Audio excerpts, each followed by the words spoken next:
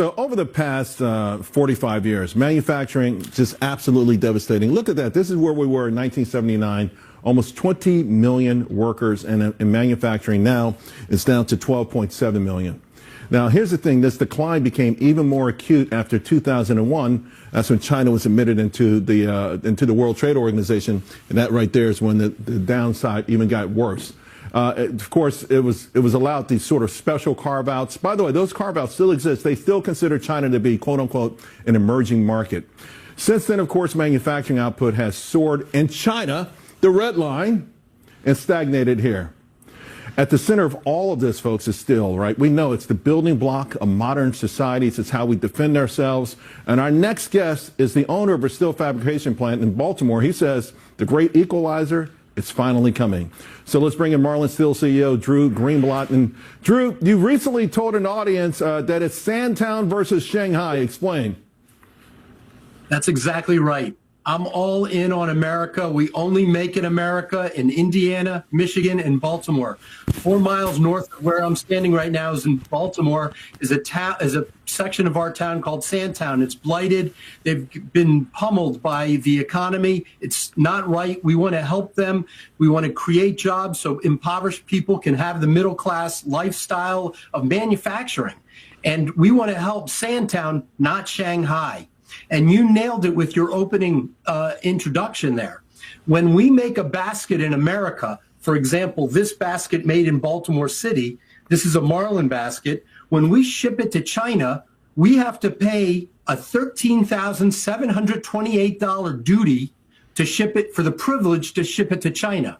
When they ship it, the same basket to Baltimore or to America, they only have to pay $8,445. That's not right. That's $5,200 difference that hurts the poor guys in Sandtown, in Baltimore. We want to hire more people in Baltimore, more people in Indiana, more people in Michigan. It's actually even worse with Germany. If we ship this basket, this stainless steel basket, we call it an expanded metal basket, if we ship it to Germany, it's $12,896 in customs duties. That's outrageous. Why? Because if the Germans ship it to here to Baltimore, it's $125. Right. When you wonder why we went from 20 million employees in America that are doing manufacturing down to 12, that's the reason. We made it so unfair to our poor American workers. I want to double the size of Marlin, hire more people, bring people into the middle class. You know, it's amazing, Drew. I mean, I love the way you laid that out. And one of the things I thought is that we had a grand epiphany, right? Our sort of hat in hand begging during COVID-19. Now, think about this. We're waiting on peers, and we're hoping that stuff arrives that we created in this country, we thought about, we invented, and still we had to wait for it to come on boats from China. I thought maybe that would have changed enough minds, and still there's a lot of resistance out there, particularly from the establishment. Do they have it so good that the status quo is okay for them despite hurting Americans? You nailed it. You know, in the middle of COVID, China stopped shipping IV poles to America because they wanted to keep the IV poles in China. Guess what?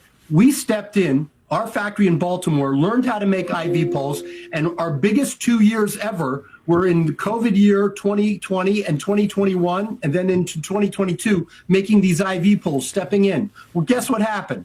As soon as China started shipping the IV poles back, a lot of American companies went back to China because it was so cheap. Right. But they're forgetting, in China, they despoil the environment. They use labor that's in concentration camps. They subsidize the steel. They subsidize the labor. They subsidize the exports. We don't get those kinds of subsidies here in America. Right. Hey, Drew, So let me jump in for 1 second, my friend, because we're running out of time. But I want to ask you another part of this, because this is where we get some pushback. Why some people say we should have open borders. The Chamber of Commerce is saying that we're about 600,000 manufacturing job openings that are yet to be filled. And so you wonder what happens, because we're not training those folks. Where does it fall in society? Schools, businesses? Because President Trump, he's cutting these contracts every day to bring these factories back. Do we have the workers here, American workers, to get them up and running on day one? That's absolutely a challenge. It's going to be, we're going to have to like bring baristas that are not getting health insurance and not getting any kind of vacation and good benefits. We're going to have to introduce them to manufacturing and people in,